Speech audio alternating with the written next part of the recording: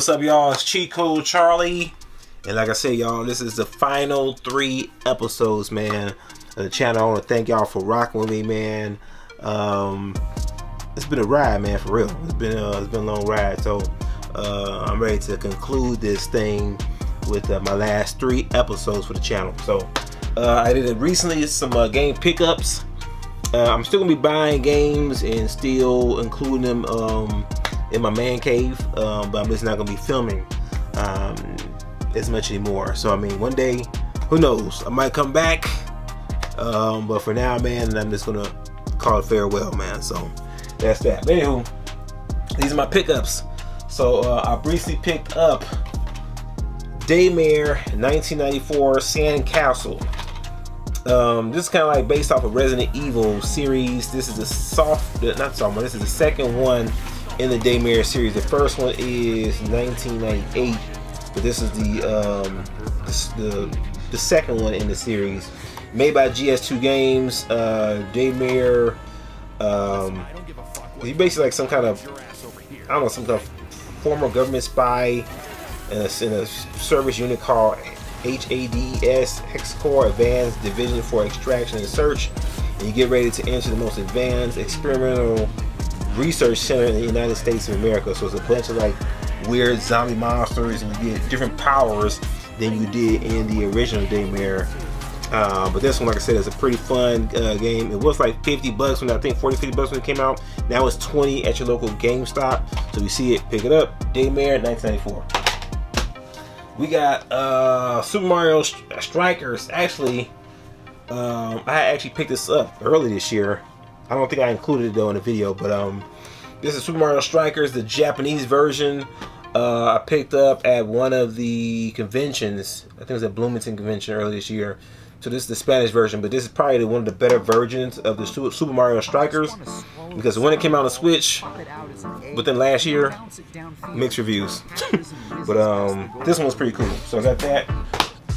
Ultimate Alliance, Marvel Ultimate Alliance. I recently just picked this up on the PS2 because I was looking for certain games that have this guy. You know who that guy is? Let me go behind the web bar. You guys know who this is? Oh yeah, Blade. So I'm gonna leave him right here. But yeah, he's in Marvel Ultimate Alliance, the first one, and I think he's in the third one, but he's not in Marvel Ultimate Alliance 2. He's only in the first one, and he's in 3. Now I think in 3 you gotta unlock him some weird way, which is stupid, but you know, it is what it is.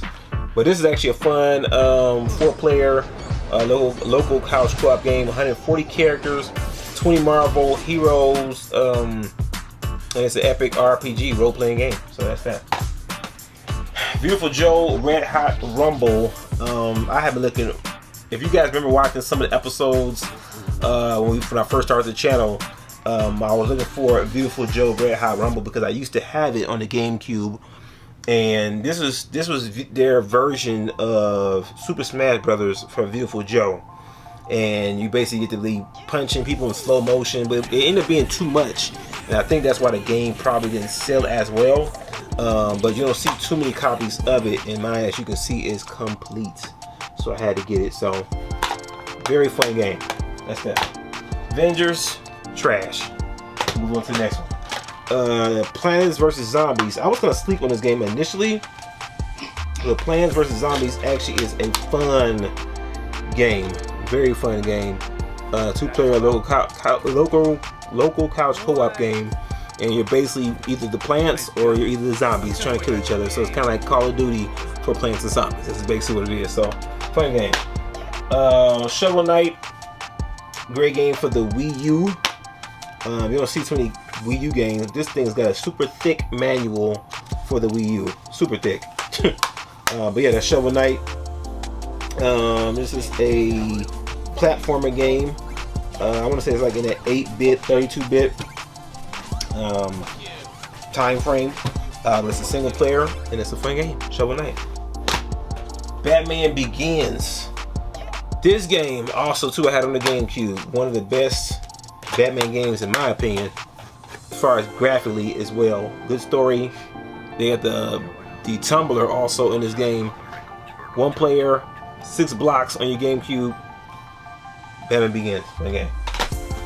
Also, too, I don't think I mentioned this in the video, but I also had NBA Jam copy signed by Tim Spitzrow, whatever you want to say his name is. When we went to, I think it was last year, we went to the Midwest Gaming Convention. We had him sign it for us, or sign it for me, rather. And he signed that, and I think he signed the manual. Yep, he signed the manual for me, which is pretty cool. So if you like NBA Jam, pretty cool. 2-player game. Everybody should know what that game is. You don't know what NBA Jam is, look it up. Saints Row, the first one, got for $10. Actually, I think I paid less than that. No manual, as you can see, but especially the earlier Saints Row games had a great story mode to it. 1 player. This is on the time with THQ, which made a lot of the wrestling games too. Made a lot of great games for you to play back in the day. So that's Saints Row, the first one. Saints Row 2, fun game. They had a lot of Hollywood actors playing some of the characters in this game. So this is back when Saints Row was competing with Grand Theft Auto, you know. And I've never really been a huge Grand Theft Auto person, but Saints Row I actually kind of liked a little bit. So I like Saints Row. Kung Fu High Impact. This is a game for the Kinect. Kinect is a dope game for the Kinect. This is when they were trying to compete with the Wii nunchucks.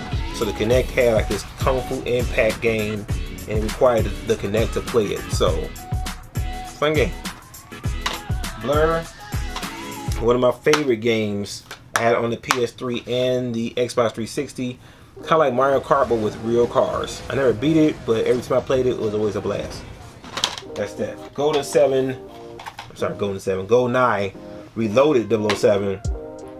Fun game. I don't know why this NBA Street Home Court is in here, but GoldenEye Reloaded 007 was a 4-player local couch co-op game for the Xbox 360, made by Activision. So I'm not too sure if they had the Golden Gun, which was very popular on the N64, but all in all, this was pretty good, pretty decent. So if you don't have it, look it up. One of my favorite street racing games of all time, Need for Speed Underground. This is when you can this is when Fast and Furious was first on the scene. Everybody had Need for Speed Underground racing games for the PS2 and for the Xbox. So that's Need for Speed Underground 1. And they had all kind of stuff like tuner cars, and Nissan, Toyotas, Mitsubishis, aftermarket parts, body kits, vinyl kits, you know, nitrous, all that good stuff. So that was that. And then you had the sequel, Need for Speed Underground 2, which is more of the first one, but it just was even better.